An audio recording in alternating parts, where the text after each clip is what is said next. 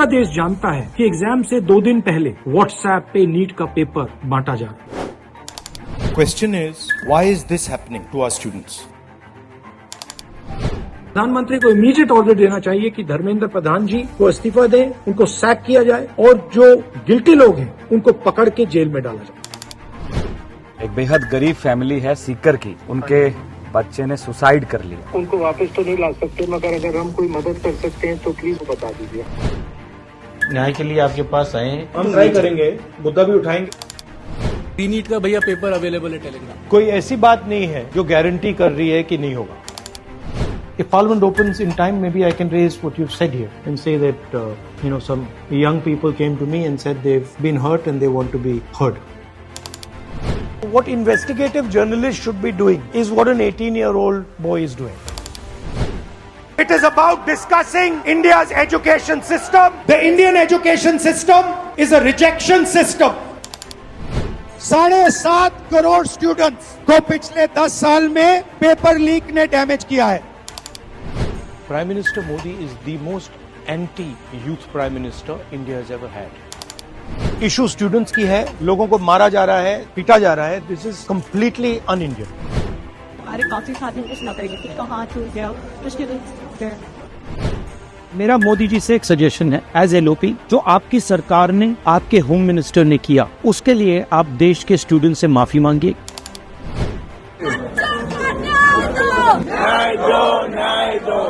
We are 100% supporting every single student, and we are going to ensure that you are protected and your future is protected. जो हमारे students हैं वो सड़क पे हैं, तो सारे के सारे ऑपोजिशन एमपीज को लगा कि हमें भी सड़क पे होना चाहिए। मेन मैसेज है स्टूडेंट्स को कि हम आपके साथ हैं, पूरा विपक्ष आपके साथ है। Our leader Mahatma Gandhi was assassinated over here. Today, the Modi government is assassinating democracy in India, and Mr. Narendra Modi has to remove the education minister and he has to apologize.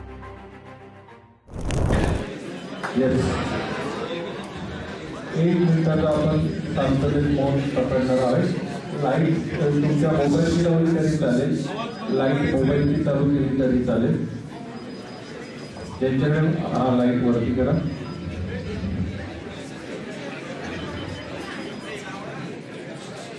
एक 2 मिनिटाचं 1 मिनिटाचं आपण मौन धरतो आहे इथे, सगळ्यांनी शांत करा।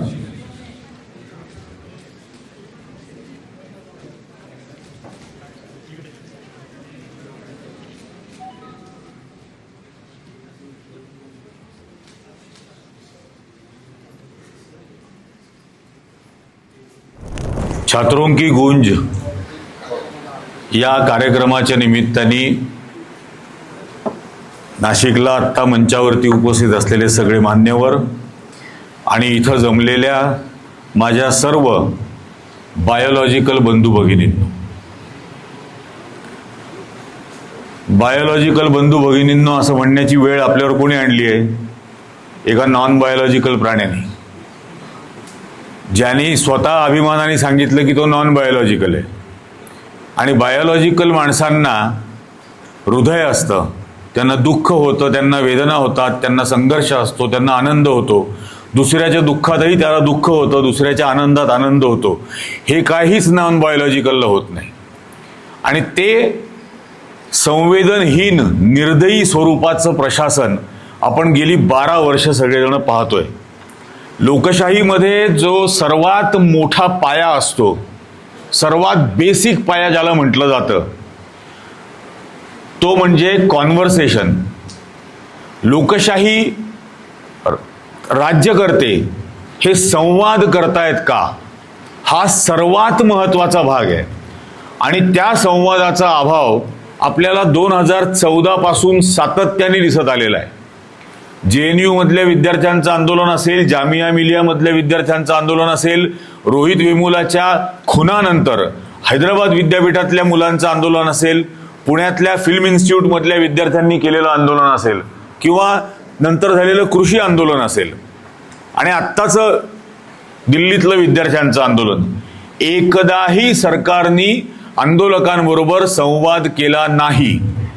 प्रत्येक ठिकाणी आंदोलकांवर हल्ले केले। हे आजपर्यंत आपण पाहतो। कृषी आंदोलनामध्ये कायदा जरी मागे घ्यावा लागला असला तरी बोलताना मागे घेताना नॉन बायोलॉजिकल काय बोलला होता? मेरी तपस्या में कमी रह गई. म्हणजे काही झालं तरी माझीच टांगवर.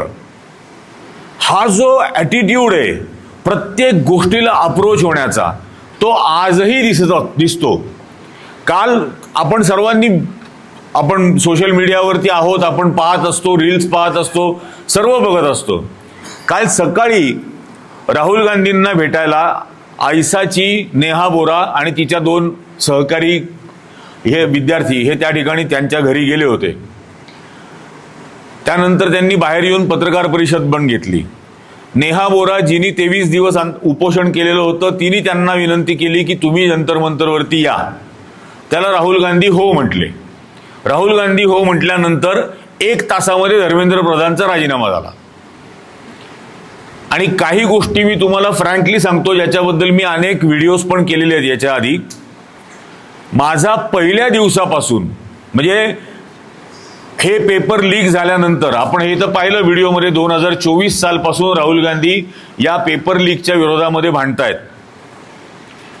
या वेळेला सर्वात पहिल्यांदा 11 मेला दिल्लीमध्ये युवक काँग्रेस आणि NSUIनी पेपर लीकच्या विरोधामध्ये आंदोलन केलं. ते तुम्ही गुगलला सर्च करून पहा, त्याचे व्हिडिओ पण पहा. त्या आंदोलनावरती पोलिसांनी अमानुष लाठीचार्ज केला, त्यांच्यावरती वॉटर कॅनननी या विद्यार्थ्यांवर हल्ले केले, 262 विद्यार्थ्यांवरती गुन्हे नोंदवले, त्यांना अटक केली. त्यानंतर ठिकठिकाणी हाच प्रकार घडला. म्हणजे असंच आंदोलन जयपूरमध्ये झालं, असंच आंदोलन डेहराडूनला झालं. या प्रत्येक ठिकाणी यांनी केलेल्या आंदोलनावरती, त्याच्यानंतर SFIनी आंदोलनं केली, AISFनी आंदोलनं केली,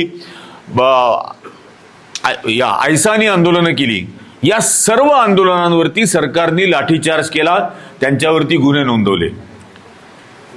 आणि चीफ जस्टिस ऑफ इंडिया यांनी आंदोलकांबद्दल, देशातल्या एकंदरीत ज्याला आपण इंग्लिशमध्ये डिसेंट म्हणतो, तो डिसेंट नोंदवणाऱ्या लोकांबद्दल त्यांनी एक शब्द वापरला, कॉकरोच.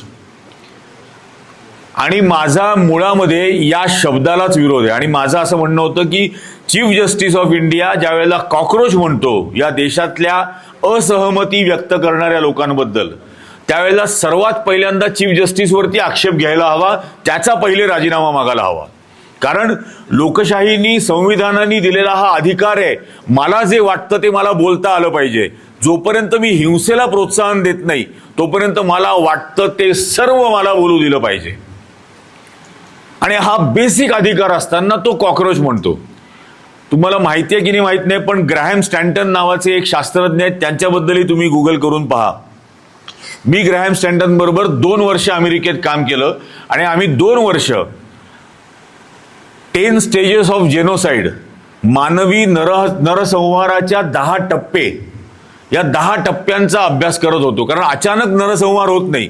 मग तो कंबोडियामध्ये झालेला असेल, तो जर्मनीमध्ये झालेला असेल, तो आर्मेनियामध्ये झालेला असेल, हे नरसंहार हे अचानक एका रात्रीतून घडत नाहीत. लाखो लोक मारली जातात एका 2-4 दिवसामध्ये. त्याच्या काही स्टेजेस आहेत, हे कसं घडत जातं. आणि म्हणजे जसं आपण पाहतोय आपल्याकडे, आणि आम्ही असा निष्कर्ष काढला होता की आपण 9व्या टप्प्यावर आहोत. भारत नरसंहाराच्या 9व्या टप्प्यावर आपण आलेलो आहोत. सर्वात पहिल्यांदा सुरू काय होतं तर आदरिंग, म्हणजे ते आणि मी किंवा ते आणि आपण असं वेगळं करणं, हे आपण पाहिलं. हे गेली अनेक वर्ष आपण हे पाहतोय की कोणाला तरी मुल्ला म्हणायचं, कोणाला तरी भीमट्या म्हणायचं, कोणाला तरी बाबासाहेबांचं लेकरू म्हणायचं, असं म्हणून ते वेगळे आणि आपण वेगळे, ते रिझर्वेशनवाले, असं म्हणून उल्लेख करायचा. पण सतत हे दाखवायचं की ते वेगळे आपण वेगळे. या आदरिंग पासून सुरुवात केली जाते, जी आपण पाहिली. अगदी थेट पंतप्रधान सुद्धा बोलला, कपडों से पहचान लेते हैं. हे आदरिंगचा पार्ट होता. इथं या जेनोसाइडच्या टप्प्यांची जी सुरुवात झाली ती हळूहळू अमानवीकरण करणं, जे आपण पाहिलं की म्हणजे हिटलरच्या काळामध्ये ज्यूजला रॅट्स म्हणायचे, उंदीर, ज्यू रॅट्स. त्याच्यानंतर आपल्याकडे अमित शहा असं म्हटलं होतं की या देशातले अल्पसंख्याक म्हणजे टर्माइट्स आहेत, वाळवी, किंवा कॅन्सर आहे या देशाला लागलेला, कॅन्सर म्हणायचं. त्याच्यानंतर आता हे महाशय म्हटले काय कॉकरोच आहे. तो नितेश राणे हा आपल्याकडे नाशिकला येऊन भाषणं करतो, हिरवे साप. या उल्लेखांमधून हा समुदाय किंवा हा समूह हा अमानवी आहे, आणि मग जे अमानवी आहे ते नष्ट केलं पाहिजे. कॉकरोच मारला पाहिजे, कॅन्सर हटवला पाहिजे, वाळवी जाळली पाहिजे, साप मारला पाहिजे. त्यामुळे नरसंहार करणाऱ्यांना एक लॉजिक दिलं जातं, आणि नरसंहाराचं लॉजिक जो चीफ जस्टिस देतोय, या देशातल्या असहमती व्यक्त करणाऱ्या माझ्यापासून तुमच्यापर्यंत सर्व, हे सर्वजण मारून टाकण्याच्या लायकीचे कॉकरोच आहेत असं जेव्हा चीफ जस्टिस म्हणतो, त्यावेळेला तेच नाव घ्यायचं, हा मुळामध्ये मला या देशातमध्ये असहमती व्यक्त करणाऱ्यांचा अपमान वाटतो. आणि म्हणून दिपकेरी ते तिंगल म्हणून जरी केलं असेल तरी तो या देशातल्या असहमती व्यक्त करणाऱ्यांचा घोर अपमान केला आणि नरसंहाराच्या दिशेने एक पाऊल टाकायला मदत केली. हा पहिला पार्ट झाला. 6 जूनला हे महाशय अमेरिकेहून आले. अमेरिकेहून येत असताना आधीच त्यांनी ट्विट करून टाकलं, इन्स्टावर पोस्ट करून टाकली.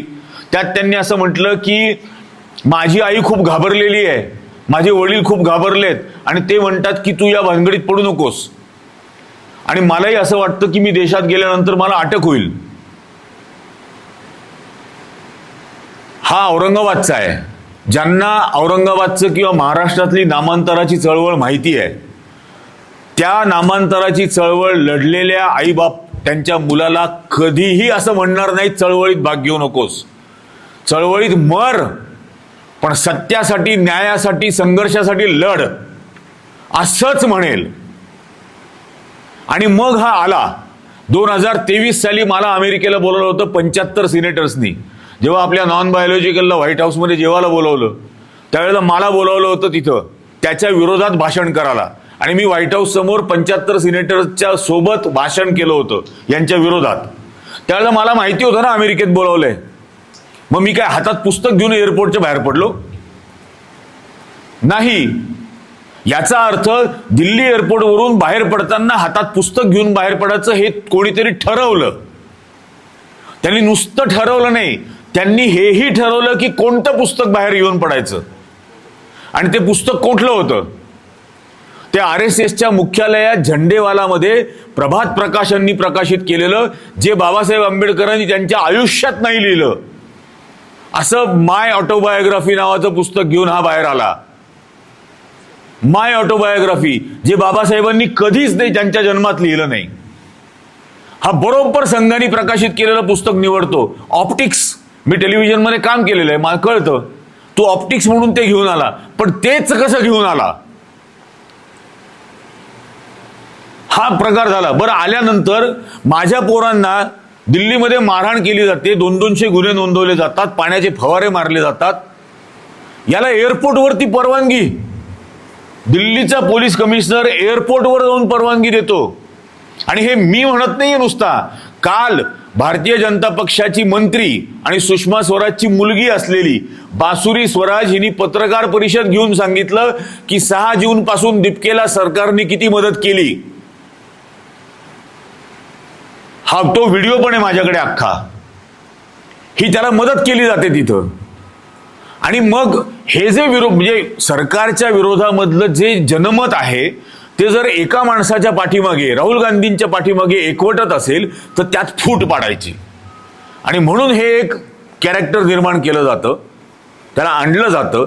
तोच दिपके जो आधी भारत जोडो आंदोलनाच्या वेळेला असं म्हणत होता की राहुल गांधी भारत जोडो यात्रा हा एक ट्रॅव्हल व्हिलॉग बनेल, पर्यटनावरचा व्हिलॉग केलाय असा बनेल, असं म्हणून अवहेलना करत होता. तो आम आदमी पक्षाचा 8 वर्ष काम करत होता दिल्लीमध्ये. त्याच्यानंतर तो बॉस्टनला शिकायला गेला, त्यावेळेला त्या सिसोदियाच्या बरोबर मिठी मारलेला फोटो स्वतः ट्विट करत होता आणि हे सांगत होता की तुमच्या माझ्या नात्यामध्ये या जन्मात कधीही अंतर पडणार नाही. हे तो सांगत होता. तो इथं आल्यानंतर औरंगाबादला जातो. औरंगाबादला गेल्यानंतर त्याचं घरामध्ये ओवाळून स्वागत केलं जातं. इथं कोण आंबेडकरवादी विचारसरणीचं असेल तर त्यांनी मला सांगावं की तुमचं घर स्वागत तुमच्या घरामध्ये ओवाळून केलं जातं का? ज्यांना बाबासाहेबांच्या प्रतिज्ञा माहिती आहेत, जे बाबासाहेबांना मानतात, ते ओवाळून स्वागत करण्याची प्रथा कधीही करणार नाहीत. माणसाला देवत्व देणं हा प्रकार बाबासाहेबांची विचारधारा मानणारा माणूस कधीच करू शकत नाही. हे सगळं केलं जातं. त्याच्यानंतर आत्ता सोनम वांगचुकचा इंटरव्ह्यू आला सौरभ द्विवेदींनी घेतलेला इंडियन एक्सप्रेससाठी. तो तुम्ही पाहिला असेल. त्यात त्यांनी असं सांगितलं की लडाखचा लेफ्टनंट गव्हर्नर माझ्या पाठीमागे आग्रह करत होता की दीपकेला भेट. आता कोणत्याही युनियन टेरिटरीचा लेफ्टनंट गव्हर्नर किंवा कोणत्याही राज्याचा राज्यपाल याची नेमणूक गृह मंत्रालय करतं, केंद्रीय. आणि तडीपार अमित शहानी ज्याची नेमणूक केली असा लेफ्टनंट गव्हर्नर सोनम वांगचुकला दीपकेला भेट असा आग्रह का बरं करतो? आणि मग मी पण सोशल मीडियावर काम करतो. यांनी ज्या वेळेला ते सीजेपीचं इन्स्टा अकाउंट सुरू केलं, इन्स्टा पेज सुरू केलं, त्यावेळेला 24 तासात 2 कोटी फॉलोअर्स. म्हणजे या देशात कोणालाही माहीत नसलेली संघाची घटना जी संघानी RSSनी वल्लभभाई पटेलांना सादर केली होती, ती घटना मी ज्या व्हिडिओमध्ये दाखवली त्या व्हिडिओला 10,000 व्ह्यू नाही मिळत. बरोबर अल्गोरिदम सप्रेस केला जातो तिथं. आणि याचा अल्गोरिदम सप्रेस केला जात नाही. 24 तासात 2 कोटी. आणि मग 2 कोटी फॉलोअर्स असताना जंतर मंतरला 2,000 लोक का बरं? मग 15व्या 16व्या दिवशी अशा बातम्या सुरू केल्या जातात सगळीकडे की सोनम वांगचुकच्या जीवाचं काहीतरी बरं वाईट होणार. आणि मग सोनम वांगचुकच्या जीवाचं बरं वाईट होणार म्हटल्यानंतर तिथं गर्दी जमायला लागते. मग गर्दी व्यवस्थित तिथं जमलेली हे लक्षात येतं त्यावेळेला सोनम वांगचुकचं अपहरण केलं जातं. ते राम गोपाल वर्माच्या पिक्चरमध्ये दाखवतात ना किडनॅपिंग, तसं पांढरे कापड घेऊन त्याच्या आड लपून त्याला आतल्या आत हलवलं जातं, हॉस्पिटलला नेलं जातं. परवा 26व्या दिवशी रात्री 1:30 वाजता उपोषण सोडलं. उपोषण सुरू का बरं केलं बाबा? ज्या सोनम वांगचुकला लडाखच्या प्रश्नावरती दिल्लीत आंदोलन करू दिलं जात नाही, त्याला दिल्लीत पोहोचू दिलं जात नाही, त्याला विद्यार्थ्यांच्या प्रश्नावरती दिल्लीत उपोषण करू दिलं जातं. यातला एकही भाग योगायोग नाहीये. त्याला तिथं नेलं, हॉस्पिटलला गेल्यानंतर रात्री 1:30 वाजताची वेळ काय उपोषण सोडायची वेळ आहे? रात्री 1:30 वाजता तो चर्चा करतो भाजपच्या मंत्र्यांबरोबर. मुळामध्ये त्यांनी हे सांगायला पाहिजे होतं की 20 तारखेला ज्या राक्षसी पद्धतीने विद्यार्थ्यांवरती तुम्ही हल्ले केले दिल्लीत, त्या हल्ल्यांचे जबाबदार असलेल्या सरकारमधल्या एकाही मंत्र्याशी मला बोलायचं नाही, हे बोलायला पाहिजे होतं. या विद्यार्थी आंदोलनामधला, या विद्यार्थ्यांच्या संघटनांमधला एकही विद्यार्थी तिथं हजर नाही. म्हणजे प्रश्न विद्यार्थ्यांचा, त्या विद्यार्थ्यांच्या प्रतिनिधींपैकी एकही माणूस तिथं हजर नाही. आणि रात्री 1:30 वाजता हा सूप पिऊन उपोषण संपलं म्हणून सांगतो. 20 तारखेला ज्या वेळेला विद्यार्थ्यांवरती हल्ला झाला त्यावेळेला दीपके एका ट्रकमध्ये लपलेला, तो दहिया कुठेतरी बर्गर खायला गेलेला. आणि आशुतोष राका आणि सौरभ दास माझा ज्युनियर होता कॅरेव्हन मॅगझिनमध्ये, ज्या मॅगझिनमध्ये मी लोह्यांच्या खुनाची बातमी छापली. तो सौरभ दास आणि हा JP नड्डाच्या घरी चर्चा करतायत. म्हणजे मला तुम्ही सांगा, रॉंग नंबरला मिस कॉल देणं नावाचा प्रकार माहिती आहे ना? वांगचुकनी चर्चा कोणाबरोबर केली? JP नड्डा बरोबर. सौरभ दास आणि यांनी चर्चा कोणाबरोबर केली? JP नड्डा बरोबर. JP नड्डाकडे खातं कुठलं? ना शिक्षणाशी संबंधित, ना परीक्षांशी संबंधित, काहीच कवडीचा संबंध नाही. तो राज्यसभेमध्ये संसदीय कार्यभार मंत्री, ज्याचा कवडीचा संबंध नाही त्याच्याशी तुम्ही चर्चा करताय. आणि 5 तास जे पी नड्डाच्या घरी तो, हा 7 तास ट्रक मध्ये आणि हा 4 तास पिझ्झा खायला, काय बर्गर खायला गेलेला. मारहाण ज्यांना झाली ते या व्यवस्थेचे खरे बळी आहेत. आणि ते खरे ज्यांनी रक्त सांडलं दिल्लीच्या रस्त्यावर, ते खरे स्वातंत्र्य सैनिक आहेत. या आंदोलनामधलं मला सर्वात आवडलेली गोष्ट काय आहे तर पहिल्यांदा 12 वर्षानंतर या देशामध्ये एक मुलगा किंवा एक मुलगी पूर्णपणे अनोळखी असलेल्या मुलाला किंवा मुलीला मारहाण होते, तो तिला वाचवायला धावतोय, ती त्याला वाचवायला धावतीये, तो त्याला पाणी पाजतोय, ती त्याला पाणी पाजते, त्याला त्याची जखम बांधायचा प्रयत्न करते, त्याला आधार देऊन तिथून बाजूला घेऊन जाते, कोणाला तरी मारलं जातंय, ती मुलं मुली हात जोडून उभे राहतात, राष्ट्रगीत गातात की सोडा मारहाण करणाऱ्यांना. ही जी एकमेकाला जपण्याची भावना आहे ना, ही पहिल्यांदा मला या देशात 12 वर्षानंतर दिसली की नाही.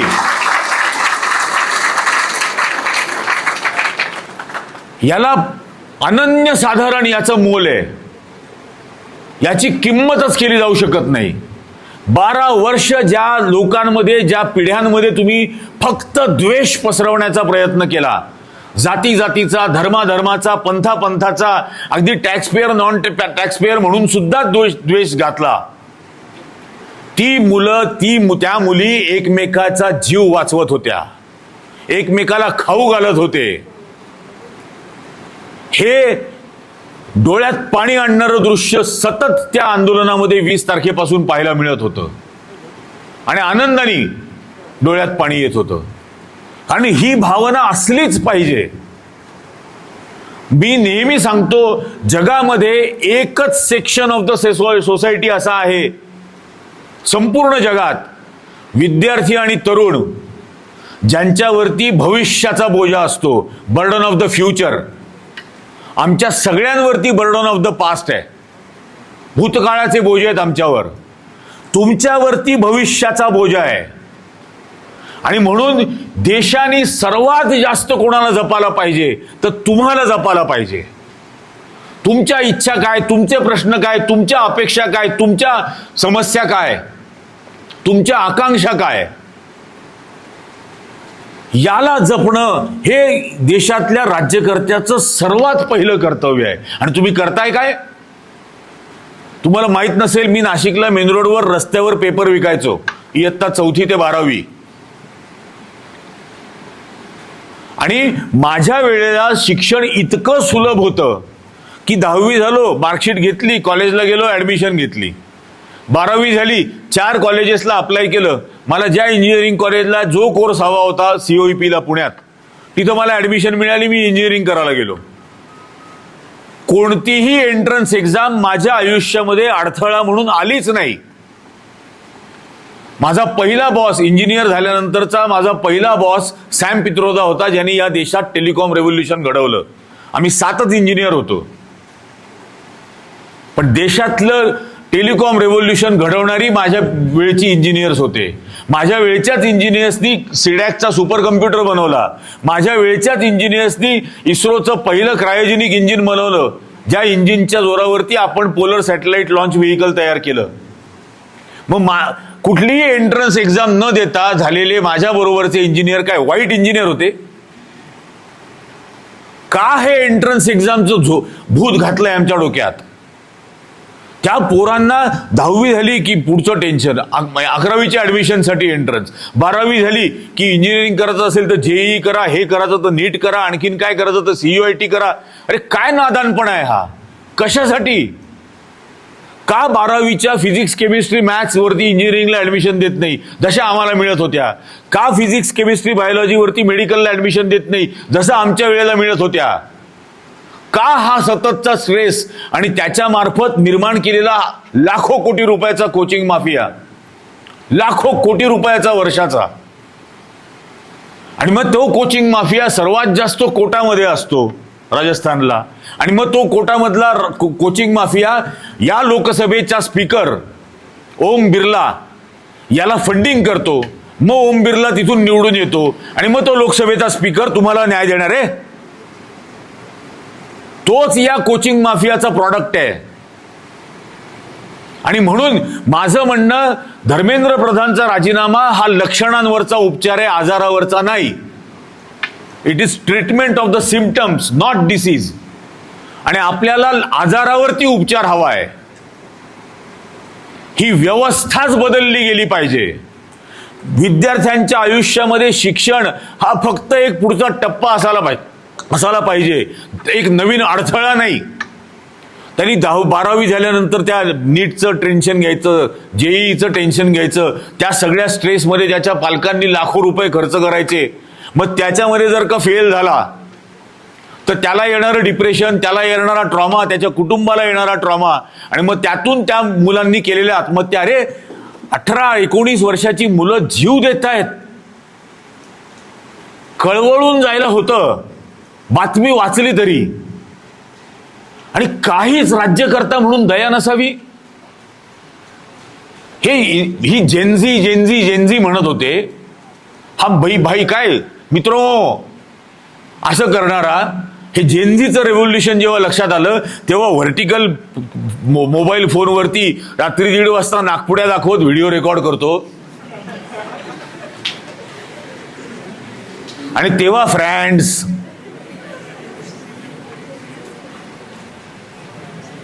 मग ते फ्रेंड्स म्हणत असतानाची संवेदनशीलता आधीच्या 75 दिवसात का दाखवली नाही? ज्या विद्यार्थ्यांनी आत्महत्या केली त्या आत्महत्या केलेल्या विद्यार्थ्यांचे FIR जेव्हा नोंदवले त्यावेळेला त्याच्यामध्ये अबेटमेंट ऑफ सुसाईड हा गुन्हा का नोंदवला नाही? आत्महत्येला प्रवृत्त केल्याचा गुन्हा का नाही नोंदवला? आणि मग ज्याने कोणी प्रवृत्त केला असेल तो धर्मेंद्र प्रधान असेल, नाही तर आणखीन कोणतरी असेल, इन्व्हेस्टिगेट होऊ द्या. पण आत्महत्येला प्रवृत्त केल्याचा गुन्हा दाखल झाला पाहिजे की नाही? त्यांनी काय स्वतःहून हौसेपोटी जीव दिला? हे शासन कसं वागतंय माझ्या डोळ्यांनी मी पाहिलेलं आहे. माझ्याकडे शेतकऱ्यांचे 51 आत्महत्याचे पंचनामे आहेत. तुम्हाला खोटं वाटेल, विष प्यायल्यानंतर पंचनाम्यातच असं लिहितात विषबाधा झाली. आता विषबाधा झाली म्हणजे 1 लाख रुपयाची जी मदत मिळणार आहे ती मिळणार नाही. कारण साप चावला असेल, विंचू चावला असेल, फूड पॉयझनिंग झालं असेल, काही झालं असेल. बायकोच्या विरह सहन न झाल्यामुळे आत्महत्या केली असे पंचनामे आहेत. बायको माहेरी निघून गेली. बायको माहेरी का निघून गेली? कारण घरात शिरून सावकाराने हात टाकला अंगावर,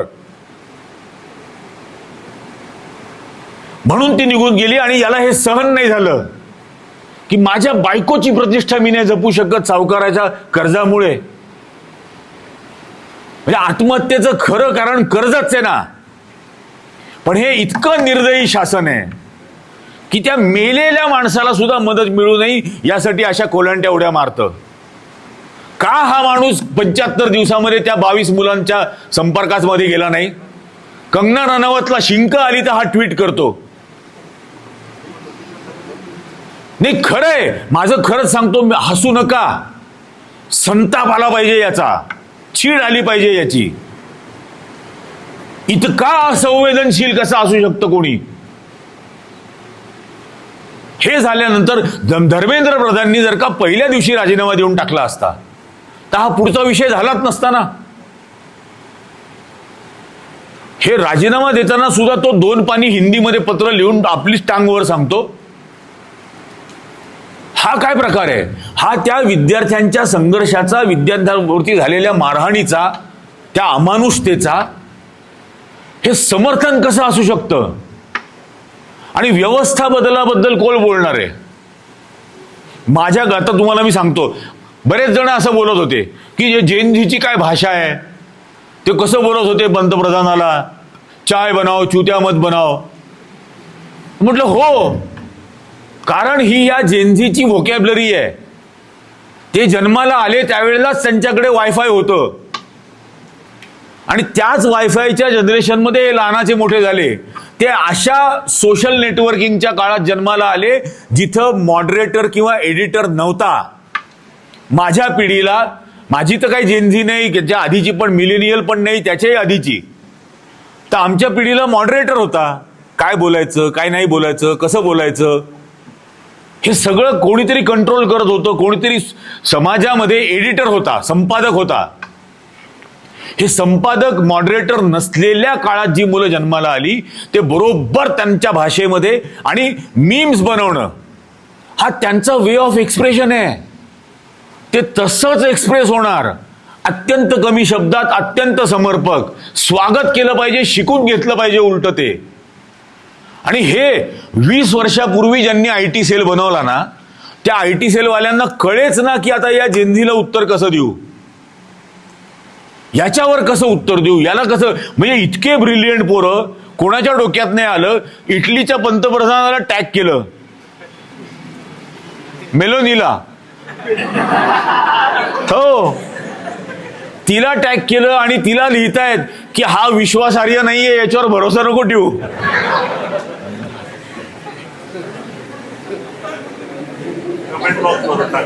म्हणजे या माणसाची नाचक्की आणि बेअब्रू जगभर करण्यामध्ये सर्वात मोठा हात कोणाचा असेल तर धर्मेंद्र प्रधानचा आहे. आणि तो राजीनामा त्यांनी जर पहिल्याच दिवशी देऊन टाकला असता तर हे काही घडलं नसतं. आणि हे व्यवस्थित घोटाळे आहे. पुन्हा सांगतं काय ते, 19 जुलैला रिझल्ट लागले, नीटची नवीन आम्ही री एक्झाम घेतली, त्याची ती अनर्थ मंत्री निर्मला सीतारामन ती काय बोलते की री एक्झाम झाला म्हणून मुलांना आणखीन चान्स मिळतो अभ्यास करायचा. डोकं बिकं फिरलंय का? ते त्या मुलांचा स्ट्रेस आणि त्यांची अँझायटी ही कधी लक्षात घेणार तुम्ही? आणि री एक्झाम झाल्यानंतर जे रिझल्ट लागले त्यातही घोटाळे आहेत की नाही? मी तुम्हाला मी काढून खूप काढली कुंडली. 2 विद्यार्थ्यांची, सख्खे भाऊ बहीण आहेत बरं का दोन्ही.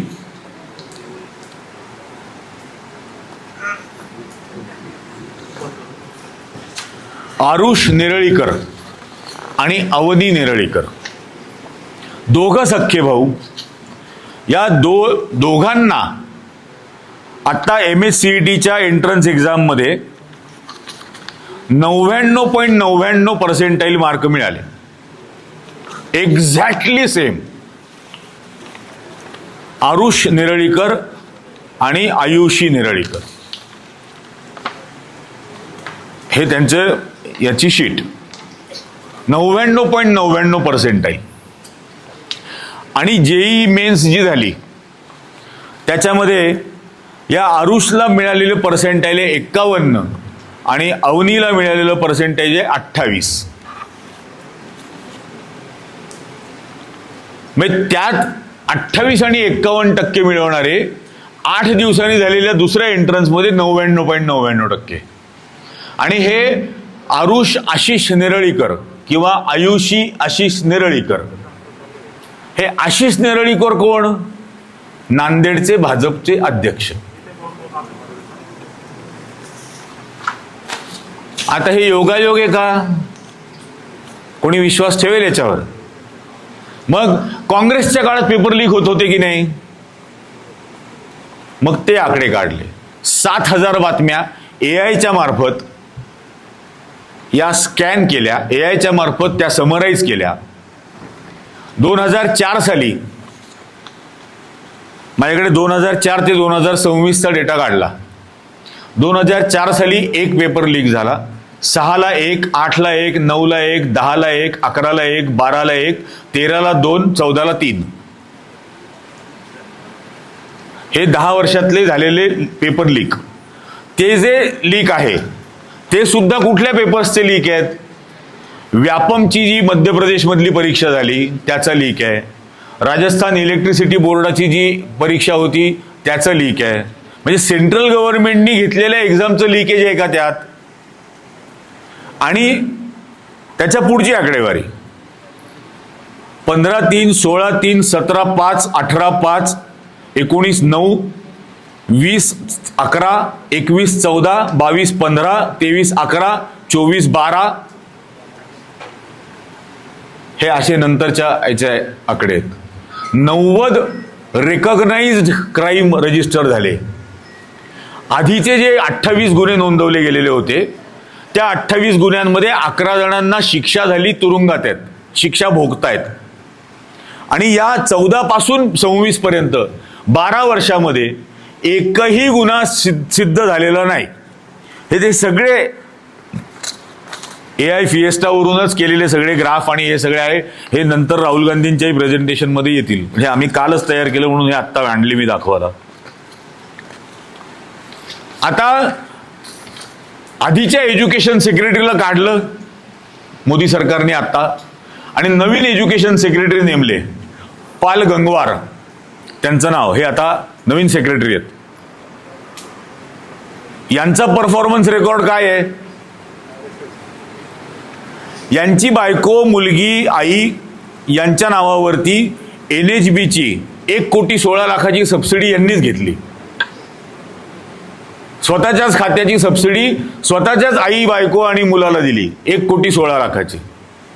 त्याच्यानंतर मिनिस्टर ऑफ स्टेट ॲग्रिकल्चरचे असताना आणि भगीरथ चौधरी बीजेपीचा जो नेता आहे त्याच्यासोबत 1 कोटी रुपयाची सबसिडी स्वतः चेअरमन असलेल्या संस्थेला घेतली.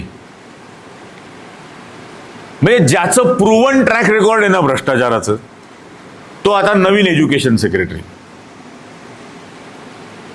हे याचं महत्व समजून घ्या. परीक्षा पे चर्चा खूप करतात. एग्जाम लीक पर चर्चा करो ना. एग्जाम लीक पर चर्चा कौन करेगा?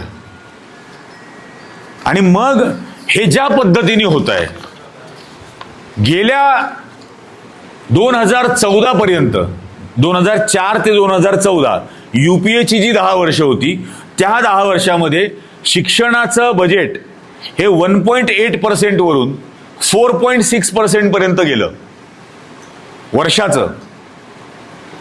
अर्थसंकल्पाच्या 4.6%. आणि विश्वगुरूंनी ते बजेट 4.6 वरून 1% वरती आणलंय. कमीत कमी खर्च कशावरती? तर शिक्षणावर. सर्वात जास्त खर्च कशावरती? तर रस्ते वाहतूक आणि महामार्ग. आता रस्ते वाहतूक म्हणजे काय? रस्तेच वाहतात. रस्त्यात व्हायला लागला की समजायचं रस्ते वाहतूक मंत्र्यांनी काहीतरी केलेलं आहे. आणि तुम्हाला सगळ्यांना, म्हणजे आपल्याला सगळ्यांना, बरेच जण असं म्हणतात की इथेनॉल मंत्र्यांचा पुढचा नंबर वगैरे. माझं म्हणणं, तुम्ही विद्यार्थी आहात, तुम्ही तुमचा मुद्दा सोडायचा नाही. ते इथेनॉल मंत्र्याचं काय करायचं हे पाहायला उरलेला देश आहे, ते पाहून घेईल त्यांचं काय करायचं. तुम्ही या शिक्षण व्यवस्थेमध्ये संपूर्ण बदल याचाच आग्रह धरायचा. तुम्हाला जे आज हे धर्म हिंदुत्व वगैरे नावावर सांगितलं जात आहे, RSSचं हिंदुत्व म्हणजे इथेनॉल आहे. देशाच्या इंजिनाच्या पेट्रोलमध्ये मिक्स करून, भेसळ करून देशाचं इंजिन बंद पाडणारं ते इथेनॉल मिक्स म्हणजे हे रेशीम बागेचं हिंदुत्व आहे. लोकांना फक्त द्वेष, जात, धर्म, पंथ, लिंग, भाषा, फक्त द्वेष करायला शिकवायचा. माझं म्हणणं पुन्हा पुन्हा तेच आहे की तुम्ही याचसाठी भांडायला हवं. मी इंजिनिअरिंग केलं. मी इंजिनिअरिंगमध्ये 10 वर्ष होतो. त्यानंतर मी बाय चॉईस जर्नलिस्ट झालो. मी असं सांगतो की I am an engineer by education, but I am a journalist by choice. आणि याचं कारण आहे, तुम्ही गुगल करून बघा. काही वर्षापूर्वी सुदानमध्ये एका फोटोग्राफरनी, असोसिएटेड प्रेसचा एक फोटोग्राफर होता केविन कार्टर, त्यांनी दुष्काळामुळे मरायला टेकलेली एक 4 वर्षाची मुलगी अक्षरशः गतप्राण होईल आणि तिच्या मरणाची वाट पाहत बसलेलं गिधाड, असा एक फोटो काढला. तुम्हाला गुगलवर सापडेल तो फोटो काढला. तो फोटो काढल्यानंतर त्या सुदानमधल्या दुष्काळाची भीषणता ही जगातल्या लोकांना समजली आणि सगळीकडून तिथं मदत सुरू झाली. पण तो फोटो बघितल्यानंतर, तो फोटो प्रसिद्ध झाल्यानंतर त्या वर्षीचं पुलिट्झर अवॉर्ड ते केविन कार्टरला त्या फोटोसाठी मिळालं. पुलिट्झर म्हणजे पत्रकारितेतलं ऑस्कर, ते त्याला जाहीर झालं. त्याला जाहीर झालं, त्याला पुरस्कार मिळाला. एक दिवशी केविन कार्टरला त्या एका बाईचा फोन आला आणि त्या बाईने त्याला विचारलं की त्या मुलीचं जिचा फोटो काढलास त्या मुलीचं नंतर काय झालं रे? तो म्हटलं मला नाही माहिती, मी फोटो काढला, मला विमान पकडायचं होतं, मी निघून गेलो. मग त्या बाईने त्याला विचारलं त्यावेळी त्या ठिकाणी किती गिधाडं होती? तर तो म्हटला की एकच होतं. ती बाई म्हणे नाही 2 होती. एक कॅमेऱ्याच्या समोर होतं, एक कॅमेऱ्याच्या मागं होतं.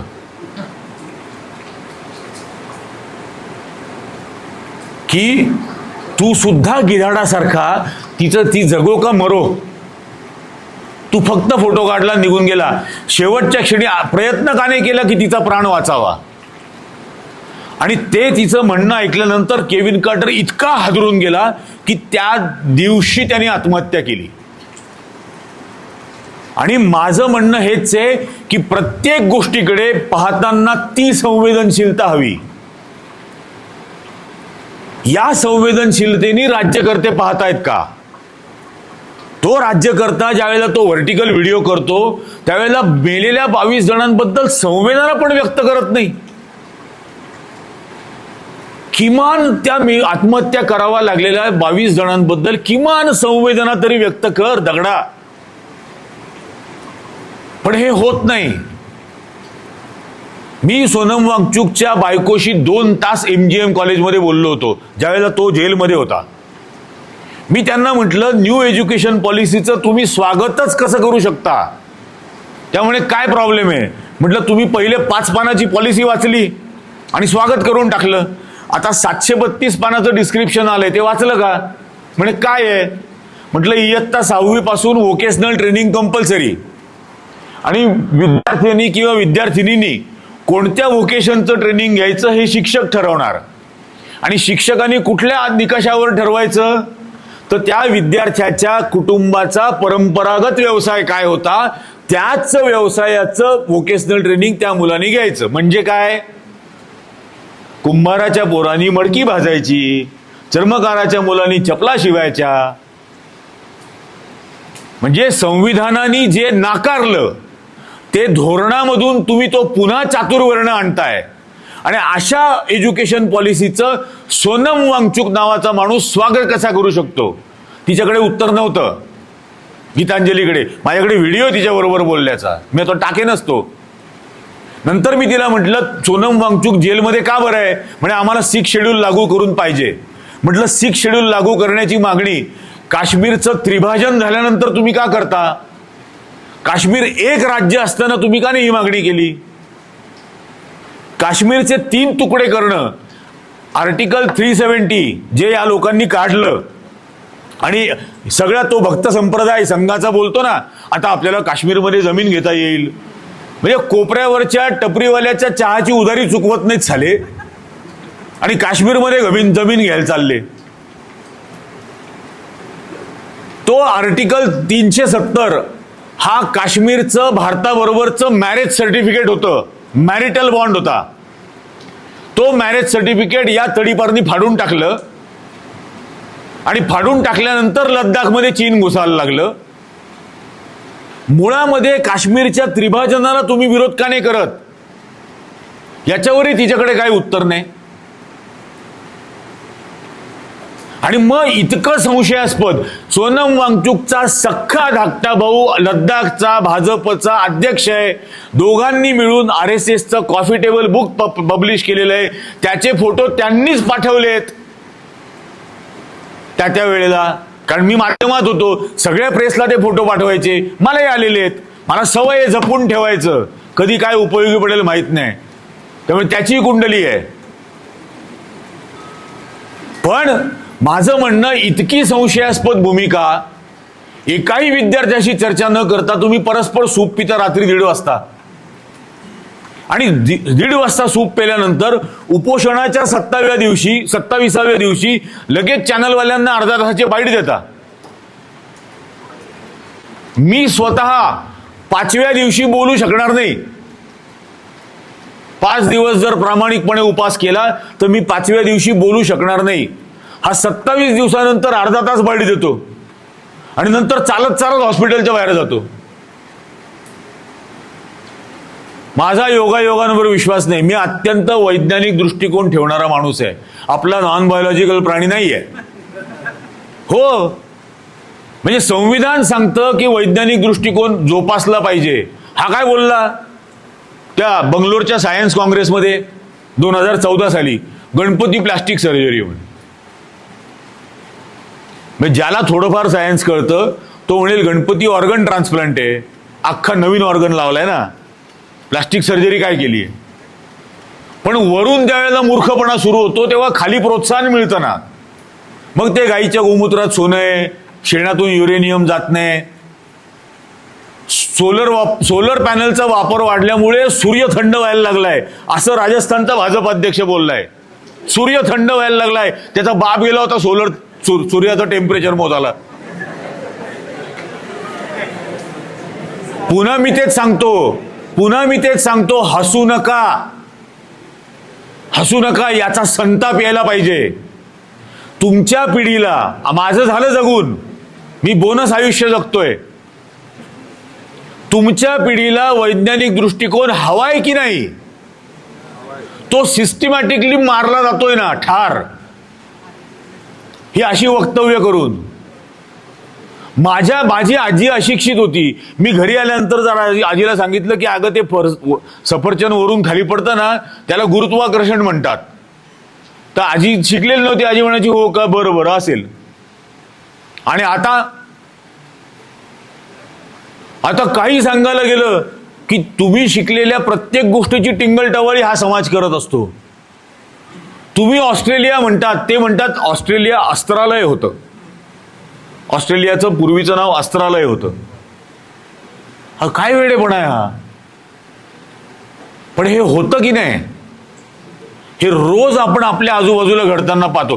गेल्या 15 दिवसापूर्वी याच धर्मेंद्र प्रधानच्या शिक्षण खात्याने 2 IITsला 398 कोटी रुपये मंजूर करून दिले संशोधनासाठी. कशाचं संशोधन? काऊपॅथी आणि पुनर्जन्म याच्या संशोधनासाठी धर्मेंद्र प्रधाननी 398 कोटी रुपये मंजूर केले. काऊपॅथी म्हणजे गाईचं शेण आणि मूत. याचा आपल्याला काय उपयोग? म्हणजे आपल्या शरीरात जे काही वाईट असतं ते आपण रोज डिस्चार्ज करतो. ते गाय तिच्या शरीरातलं जे काही वाईट आहे ते रोज डिस्चार्ज करते. ते तिच्या वाईटाचं आपल्याला काय छान उपयोग होईल याचं संशोधन सरकार करणार आहे. हा बिडडोकपणाचा कळस आहे. माझ्या मुलांना, माझ्या या पुढच्या पिढीला आज AI शिकायचं आहे, त्यांना क्वांटम कम्प्युटिंग शिकायचं आहे, क्वांटम मेकॅनिक्स शिकायचं आहे, स्पेस सायन्स शिकायचं आहे. तुम्ही त्यांना हे शिकायला लावताय. पुनर्जन्म किती सुळसुळाट वाढलाय बघा तुम्ही सगळीकडे. तो एक येडा कोणतरी सांगतो बेलवा म्हणजे पास होतील, शंकराच्या पिंडीवर बेलवा म्हणजे पोरं पास होतील. हा कसला वेडेपणा आहे? अरे बेल वाहणं आणि पास होणं इतकं सोपं असतं तर ही आयडिया नरेंद्र मोदीच्या आईला द्यायची होती ना कोणीतरी. थोडा जर शिकला असताना. हे जे आडाण्यासारखं सगळीकडे फिरत असतो जगभर, हे होणार नाही ना. पण हे सगळं तुमच्या शिक्षणाची वाट लावायची आहे. महाराष्ट्रामध्ये 84,000 शाळा बंद झाल्या शासकीय. गेल्या मार्च महिन्यामध्ये 18,000 शाळा बंद केल्या आणि 84,000 शाळा चालू ठेवल्या. पटसंख्या कमी असून सुद्धा. तर किती रुपये खर्च येईल? सरकार म्हणतं 2,500 कोटी रुपये खर्च येईल एवढ्या शाळा जर चालू ठेवल्या तर. आणि आपल्याच गावात 35,000 कोटी रुपये खर्च करणार आहेत कुंभमेळ्याला. म्हणजे आसाम, मणिपूर, मेघालय, नागालँड, मिझोराम या 8 राज्यांचं वर्षाचं जेवढा अर्थसंकल्प नाही त्याच्या 1.5 माझ्या एका शहरात खर्च करणार आहेत. आणि माझ्या 84,000 शाळांमधले माझी जी 40 लाख भावंड आहेत त्यांना शिक्षणापासून दूर करणार, कारण 2,000 कोटी नाही म्हणून सांगणार. या शासकीय शाळांमध्ये कोण शिकतं? या शासकीय शाळांमध्ये बोलण्याची वेळ येते. कोण रानडे जोशी कुलकर्णी फडके असतो का? ही सगळी बहुजनांची मुलं एका वर्षात 40 लाख एका फटक्यासह शिक्षणापासून दूर केली. कोणीच भांडत नाही. या 84,000 शाळांमधले 4 लाख शिक्षक बेरोजगार केले आणि त्या 4 लाख शिक्षकांच्या बायकांना 1,500 रुपये लाडक्या बहिणी. नवऱ्याचा हक्काचा पगार बंद केला आणि उपकार केल्यासारखे 1,500. हे शिक्षण व्यवस्थेची वाट लावायची आहे. तुम्हाला शिकूच द्यायचं नाही. यासाठी हे सगळं चाललेलं आहे. आणि मग अशा वेळेला फक्त राजीनाम्यासाठी थांबून राहणं मला मान्यच नाही. राजीनामा हा लक्षणांवरचा उपचार आहे, आजारावरचा नाही. आजार ही व्यवस्थाच बदलली पाहिजे. माझ्या वेळेला जसं मी मगाशी म्हटलं, माझ्या वेळेला कुठलीही एंट्रन्स एक्झाम नव्हती. 12वी झाली, डायरेक्ट इंजिनिअरिंग कॉलेजला अप्लाय केलं, मार्कशीट जोडली, मला हव्या त्या कॉलेजला हवा तो कोर्स घेतला, ऍडमिशन घेतली, इंजिनियर झालो. असेच डॉक्टर होत होते, असेच वकील होत होते. आता असं काय घडलं की तुम्हाला हा अख्खा लाखो कोटी, म्हणजे 1,32,000 कोटी रुपये नीटचे पालक खर्च करतात वर्षाला. 80,000 कोटी रुपये जेईईचे पालक खर्च करतात. त्या सीओएटीचे पालक काय 30,000 कोटी रुपये खर्च करतात. युपीएससीचे परत 70-80,000 कोटी रुपये खर्च करतात. हा 4 लाख कोटी रुपयाचा कोचिंग माफिया कारण नसताना जन्माला आलेला आहे. त्यामुळे हे बंद झालंच पाहिजे. यासाठी तुम्ही भांडायला हवं आणि यासाठी हे चालू राहायला पाहिजे. हे थांबता कामा नये. यांना जेनझीची भाषा कळत नाही आणि हे तुमचं सगळ्यात मोठं हत्यार आहे. या जेनझीच्या मीम्सनी त्या आयटी सेलला 20 वर्षाचा अनुभव आणि हजारो कोटी रुपये हाताशी असलेल्या आयटी सेलला निरुत्तर आणि निष्प्रभ करून टाकलं. त्यांना कळेच नाही या जेनझीला उत्तर कसं देऊ. त्यांना सांगा जेन अल्फा तर येतेच आहे अजून म्हणावं. अभी तो जेनझी आहे,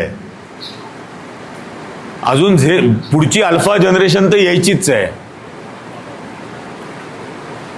पण ही तुमची ताकद आहे. ही तुमची एक्सप्रेस होण्याची, मीम्सच्या मार्फत, स्लोगन्सच्या मार्फत होण्याची जी ताकद आहे ती आमच्याही पिढीनं समजून घेणं गरजेचं आहे. तुमच्यातला आणि माझ्या पिढीतला हा संवाद वाढणं गरजेचं आहे. हे आम्हाला कळतं. मी जसं मगाशी म्हटलं की मी रस्त्यावर पेपर विकलो, त्यामुळे मला माहिती आहे संघर्ष करून शिक्षण घेणं काय असतं. तुम्ही प्रत्येक जण आपापल्या परीनं वेगवेगळ्या प्रकारचा संघर्ष करून शिकतात. त्यामुळे मी रिलेट करू शकतो. हे होणं खूप गरजेचं आहे. आणि हे एक्झॅक्टली हे राहुल गांधींनी सुरू केलं. कशासाठी? त्या इंटरॅक्शन्स आहेत, विद्यार्थ्यांबरोबरच्या असतील, पालकांबरोबरच्या आहेत. हे समजून घेणं आहे. समजून घेणारं नेतृत्व देशाला पुढे नेऊ शकतं. सुशिक्षित, संवेदनशील, शांत आणि संयमी असाच नेता जगाला हवा. निर्बुद्ध भोंग्याचा काही उपयोग नाही. आपल्याला जे मिळालेले ते निर्बुद्ध भोंगा मिळालेला आहे आत्ता, आणि तो बदलणं गरजेचं आहे. हे आमूलाग्र बदल हा तुमच्या साथी आणि तुमच्या मदतीशिवाय होऊ शकणार नाही, ज्याच्याने तुम्हाला तुमचं भविष्य घडवायचं आहे आणि तुम्हाला देशाचं घडवायचं आहे. जसं मगाशी मी म्हटलं, 2दा माझ्यावर फायरिंग झालेलं आहे आत्तापर्यंत. माझ्या मुलीवर ऍसिड फेकून झालेलं आहे. त्यामुळे मी मगाशी म्हटलं की मी बोनस आयुष्य जगतोय, कधी मरेन. पण तुमचं काय? आणि म्हणून खरोखर तुम्हाला हा देश जपायचा आहे, तुम्हाला हा समाज जपायचा आहे. समाज म्हणजे मी जात नाही म्हणत, सगळ्या जातींचा मिळून जो होतो तो समाज, तो जपायचा जर असेल तर तुम्हाला अलर्ट होणं हे गरजेचं आहे. तुम्ही पुढे व्हा, तुम्ही लीड करा, तुम्ही हिरो बना. आमच्या पिढीचे हिरो. मला त्या दिवशी तो लाठीमार पाहताना मला असं वाटत होतं की अरे हे खरे हिरो आहेत. आणि मगाशी मी जे म्हटलं, सर्वात मोठं आनंद आणि सुख मला काय होतं ते लाठीचार्ज पाहताना, की शेवटी माझ्या देशामध्ये अशी पिढी आलीच जन्माला जी एकमेकाचा जीव वाचवायला धावतीये, जी एकमेकाला मदत करायला धावतीये, एकमेकाला खाऊ घालतीये, पाणी पाचतीये. त्यांना मारायला येतात त्यावेळेला हात जोडून राष्ट्रगीत गातायत. ही एकमेकाला जपण्याची भावना तुमच्या पिढीने पुन्हा एकदा या देशात जन्माला घातलेली आहे, जी नाहीशी झाली होती 10-12 वर्ष. ही भावना सतत मनात ठेवा, आयुष्यभर ही भावना जपा, तरच हे पुढे जाऊ शकतं. अन्यथा यांचा तर पूर्ण प्रयत्न या सगळ्याची वाट लावायचा.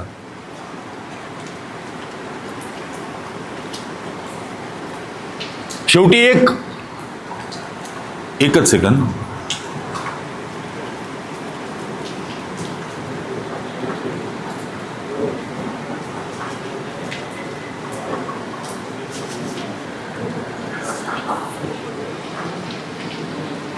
शेवटी असं आहे,